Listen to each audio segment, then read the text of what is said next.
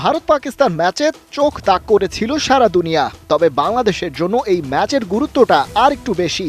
কারণ নিউ ইয়র্কের যেই মাঠে খেলেছে উপমহাদেশের দুই সুপার রাইভাল, সেই নাসাউ কাউন্টি ক্রিকেট গ্রাউন্ডে যে তার একদিন বাদেই ক্রিকেট দুনিয়ার আরেক পরাশক্তি সাউথ আফ্রিকার মোকাবেলায় নামবে টাইগাররা। ভারত পাকিস্তান লড়াই কিংবা এই মাঠে আগের কয়েকটা ম্যাচ দেখেই কন্ডিশনের সাথে নিজেদের শক্তি সামর্থ্যের খাপ খাওয়াতে হবে। এখন সেই অনুযায়ী পরিকল্পনা সাজিয়ে মাঠের লড়াইয়ে কেবল এক্সিকিউট করার পালা। ভারত পাকিস্তান ম্যাচেই মোটামুটি পরিষ্কার এই মাঠের উইকেট হচ্ছে ট্রিকি, তবে স্পিনারদের তুলনায় পেসাররা পাবেন বাড়তি সুবিধা। অবশ্য তাদের বিপক্ষেই যা করার করতে হবে নতুন বলে পাওয়ার প্লেতে। আউটফিল্ড থেকেও কোনো সুবিধার আশা করে লাভ নেই। 30 গজ সার্কেলের বাইরে সর্বোচ্চ 2 ফিল্ডার রাখার বাইন্ডিংস চলাকালেই বেশ কিছু বাউন্ডারি আদায় করে নেয়ার চেষ্টা থাকতে হবে।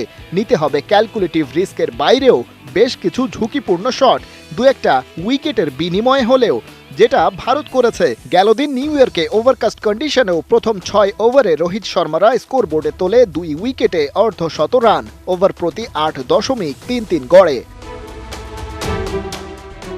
ভারত হয়তো বুঝতে পেরেছিল সময় যত গড়াবে এই উইকেটে রান করা হবে ততই কঠিন, কারণ তুলনামূলক পুরনো বল উইকেটে পড়ে লো হবে, শটে মাইলেজ কমবে। ক্রিকেট এক্সপার্টরা বলছেন এই নাসাউ কাউন্টির পিচটাই শুধু ড্রপ ইন ধাঁচের নয়, পুরো স্টেডিয়ামটাই ড্রপ ইন। তাই আউটফিল্ড বাজে আর গ্রাউন্ড শটে বাউন্ডারি বের করে আনাও হবে বেশ চ্যালেঞ্জিং। পাকিস্তানের বাবর রিজওয়ানরা প্রথমে সেট হয়ে তারপরে ভারতের দেয়া 120 রানের সহজ টার্গেট চেজ করতে চেয়েছিল, আর সেখানেই করেছে মস্ত ভুল। উইকেটে 2 বিশ্বসেরা ব্যাটার থাকার পরেও তারা পাওয়ার প্লের 6 ওভারে তোলে মাত্র 35, ওভার প্রতি 5.83 রান। মিডল ওভারে কাজ হয়েছে আরও কঠিন। যে উইকেট বাঁচিয়ে খেলার চেষ্টা করেছিল পাকিস্তান, তা আর শেষ পর্যন্ত কাজেই আসেনি। বাংলাদেশের হয়ে সাউথ আফ্রিকার বিপক্ষে পাওয়ার প্লের গুরু দায়িত্ব পালন করতে হবে লিটন, সৌম্য, শান্তদের। আউট অফ ফর্ম টপ অর্ডারের বেশিরভাগ ব্যাটার।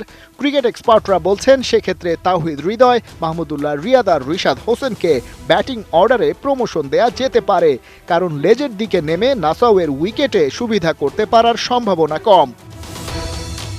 আবার ওপরের ব্যাটাররা উইকেটের সাথে স্ট্রাগল করতে করতে বল হজম করে ফেললে বাকিদেরও থাকবে না করার তেমন কিছুই। প্রোটিয়া বোলিং অ্যাটাককে টাইগার ব্যাটাররা কিভাবে সামাল দেয় সেটাই এখন দেখার অপেক্ষা।